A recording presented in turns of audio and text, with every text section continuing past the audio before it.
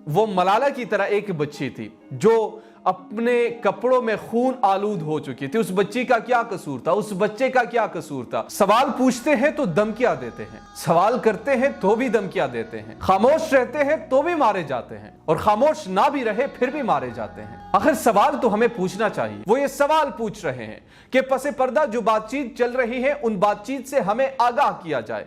हमारे सरों की फिर क्या कीमत लग रही है? यही सवालात उठ रहे हैं, उन लोगों के सवालात है। बात चूंकि अमन की है, अमन पर किसी किस्म का कोई कंप्रोमाइज नहीं होगा। सियासी लड़ाइयां भी चलती रहेंगी, सियासियात भी होती रहेगी, मगर जब बात होगी अमन की, जब बात होगी दहशतगर्दी की, तो फिर तमाम लोग यकजा होकर जो आज निकल आए थे ऐसे ही निकल आएंगे और ऐसे ही सवाल पूछेंगे। बिस्मिल्लाहिर्रहमानिर्रहीम, अस्सलाम वालेकुम। मैं हूं नुमान खान और आप देख रहे हैं पाक अफेयर्स। नाज़रीन इकराम, मेरा ताल्लुक कबायली ज़िला बाजोड़ से है। बाजोड़ में 2008 में मुझे याद है कि वहाँ पर एक ऑपरेशन शुरू हुआ। उसके बाद से हमारे समेत बहुत सारे लोग जो कि सैकड़ों की तादाद में नहीं हज़ारों की तादाद में अपने घर बार छोड़कर सेटल एरिया में मुंतकिल हुए। उस जंग के दौरान बहुत सारे लोग हमारे शहीद हुए, बहुत सारे लोग हमारे ज़ख्मी हुए, हमारे घरों को मिस्मार किया गया, हमारे इलाकों को उजाड़ दिया गया।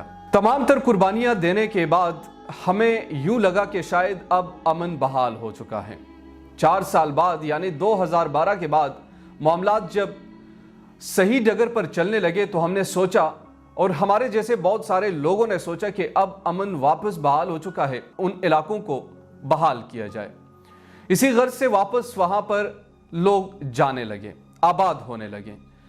जो चेहरे मुरझाए हुए थे अब वो खिलने लगे थे, वो मुस्कुरा रहे थे, वो अपनी जिंदगी बसर कर रहे थे, वो खुशियों से अपनी जिंदगी बसर करना चाहते थे।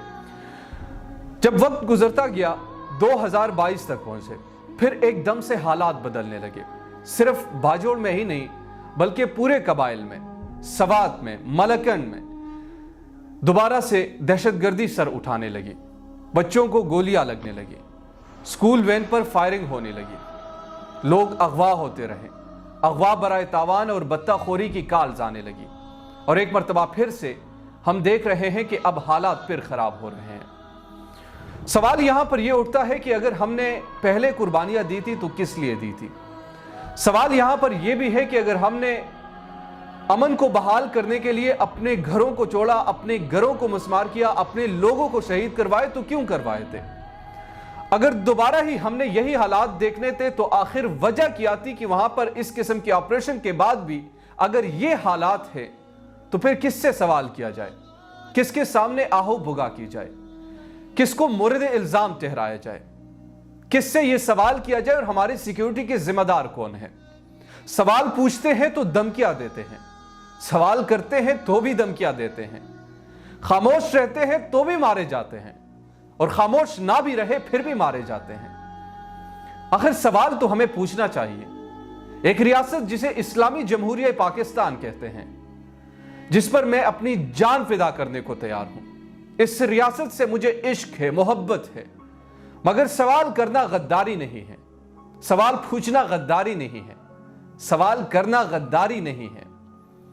सवाल इसलिए पूछा करते हैं ताकि वहां पर मामलात ठीक हो, सवाल इसीलिए पूछा करते हैं ताकि हमारे लोगों की जिंदगियां महफूज हो, और सवाल इसीलिए पूछा करते हैं कि दोबारा वहां पर दहशतगर्दी सर उठाने ना लगे, वहां पर कोई मूवमेंट नजर आए तो उसके खिलाफ मुजाहिमत की जा सके, खामोश ना रहा जा सके। शायद इस मरतबा बहुत सारे लोग खामोश रहना चाहते हो, शायद बहुत सारे लोग इन वाकयात पर अपनी जुबानबंदी करना चाहते हो, मगर इस मरतबा हालात बदल चुके हैं।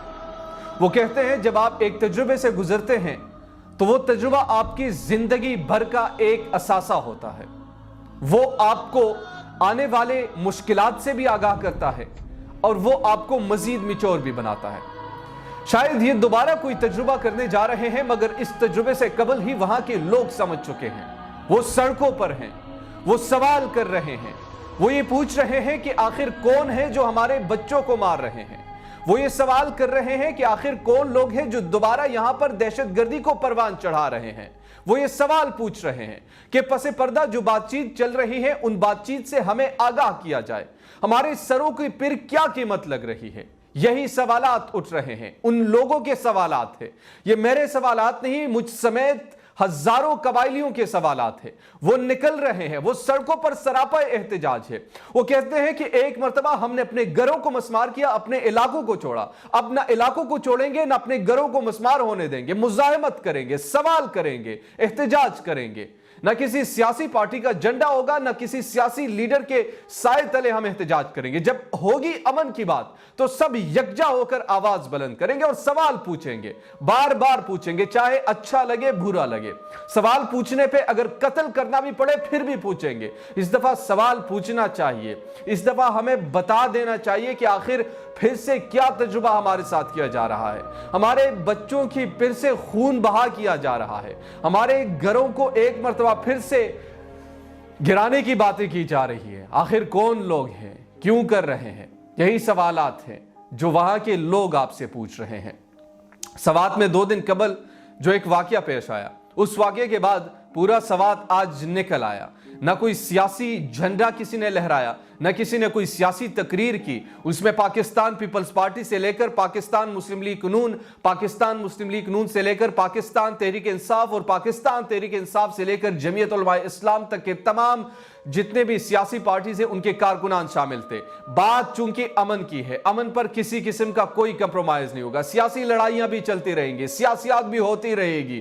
پاکستان کے سرزمین پر ہم ایک دوسرے سے سیاسی نظریات پر اختلاف بھی رکھتے ہوں گے، مگر جب بات ہوگی امن کی، جب بات ہوگی دہشت گردی کی، تو پھر تمام لوگ یکجا ہو کر جو آج نکل آئے تھے ایسے ہی نکل آئیں گے اور ایسے ہی سوال پوچھیں گے۔ وہ آپ کو بتائیں گے، وہ آپ سے یہ سوال کریں گے کہ آخر پھر سے ہمارے ساتھ کیا کھیل کھیلا جا رہا ہے۔ یہی سوالات سوات کے لوگ پوچھ رہے ہیں۔ کل وہ ملالہ کی طرح ایک بچی تھی جو اپنے کپڑوں میں خون آلود ہو چکی تھی۔ اس بچی کا کیا قصور تھا؟ اس بچے کا کیا قصور تھا؟ اسکول جا رہے تھے، پھر سے فائرنگ ہوئی، لیکن نہ میڈیا نے دکھایا، نہ کسی نے توجہ دی، نہ کسی سوشل میڈیا پر تو آواز اٹھائی جا رہی تھی، مگر کسی ایسے رسپانسیبل شخصیت کی وہاں سے کوئی میسج تک نہیں آیا، کوئی مذمتی بیان ہی جاری کر دو، کوئی 2-3 منٹ کے لیے ہیڈ لائنز میں ہی جگہ دے دو۔ آخر ملالہ نہ ہی صحیح، کوئی غریب باپ کی غریب بچی ہی صحیح، کم سے کم بچی تو ہے، خون تو ہے، اس خون پر تو آواز اٹھانا چاہیے، اس خون کو تھوڑی سی جگہ تو میڈیا پر دینی چاہیے، اور یہ سوال تو بہرحال پوچھنا چاہیے کہ ہم دوسرے ممالک میں جا کر قطر میں اگر فیفا ورلڈ کپ کو ہم سیکیورٹی پرووائڈ کر سکتے ہیں تو ہمارے بچوں کے لیے سیکیورٹی کیوں نہیں ہے؟ ہمارے لوگوں کے لیے سیکیورٹی کیوں نہیں ہے؟ ہمارے لوگ اس سیکیورٹی سے مستفید کیوں نہیں ہو رہے؟ یہ سوال تو بہرحال پوچھنا چاہیے، پوچھ رہے ہیں اور آئندہ بھی پوچھا جائے گا۔